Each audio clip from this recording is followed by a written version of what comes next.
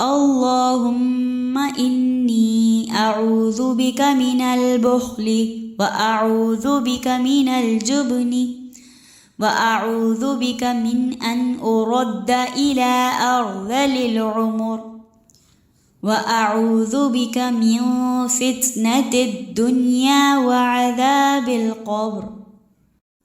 اللهم إني أعوذ بك من البخل وأعوذ بك من الجبن وأعوذ بك من أن أرد إلى أرذل العمر وأعوذ بك من فتنة الدنيا وعذاب القبر.